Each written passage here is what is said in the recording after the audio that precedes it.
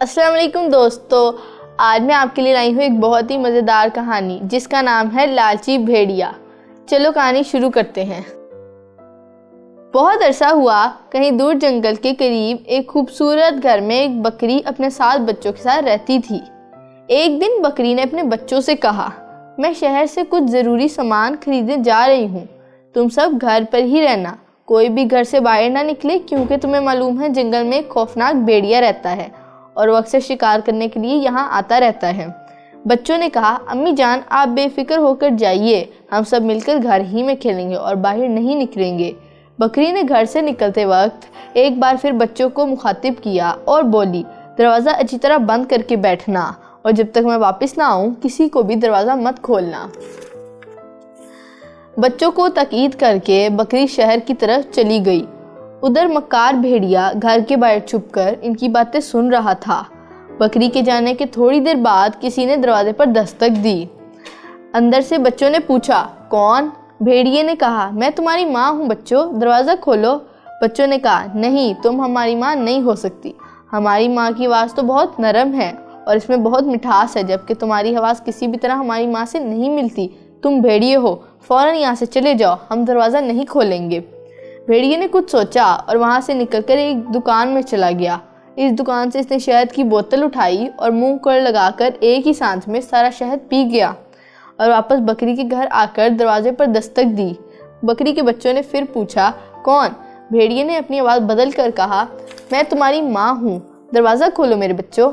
بکری کے بچوں کو دروازے کے نیچے سے بھیڑیے کے پاؤں نظر آ گئے اور وہ بھیڑیے کی چالاکی کو سمجھ گئے اور کہا، ہم دروازہ ہرگز نہیں کھولیں گے، ہمیں معلوم ہے تم ہماری ماں نہیں ہو، ہم نے تمہارے پاؤں دیکھے ہیں اور وہ ہماری ماں کے پاؤں کی طرح خوبصورت اور سفید نہیں ہے، تم بھیڑیے ہو، یہاں سے چلے جاؤ۔ بھیڑیے ایک مرتبہ پھر وہاں سے واپس آ گیا۔ اب وہ ایک اور دکان پر گیا، وہاں سے اس نے تھوڑا سا آٹا لیا اور اپنے پاؤں پر مل کر انہیں سفید کر دیا۔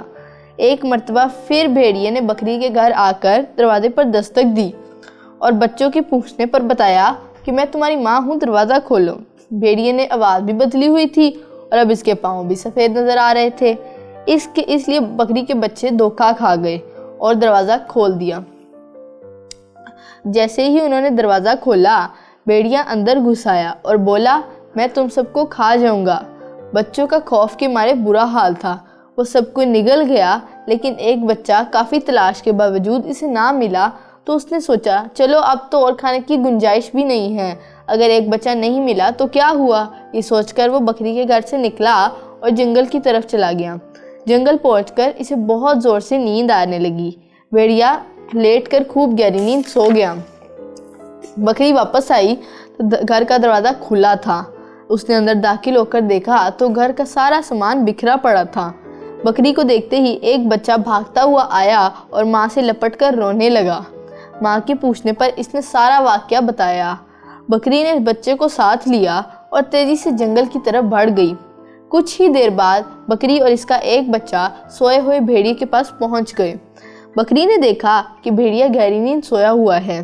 اس نے بھیڑیے کے پیٹ کو کینچی سے چاک کر دیا۔ پیٹ کھلتے ہی بکری کے بچے باہر نکل آئے۔ بکری نے اپنے بچے کو کہا، جلدی سے کچھ پتھر اٹھا کر لاؤ۔ بچوں نے پتھر تلاش کیے تو بکری نے بھیڑیے کے پیٹ میں پتھر رکھ کر اسے سوئی دھاگے سے سی دیا۔ اس کام سے فارغ ہو کر وہ ایک بڑی چٹان کے پیچھے چھپ کر دیکھنے لگے۔ کچھ دیر بعد بھیڑیا جاگ گیا۔ اس نے ایک زوردار انگڑائی لی اور اپنے آپ سے کہنے لگا، پیاس لگ رہی ہے، میرا خیال ہے پانی پینا چاہیے۔ یہ کہتے ہوئے وہ دریا کی طرف چل پڑا، لیکن بھیڑیا صحیح سے چل نہیں پا رہا تھا۔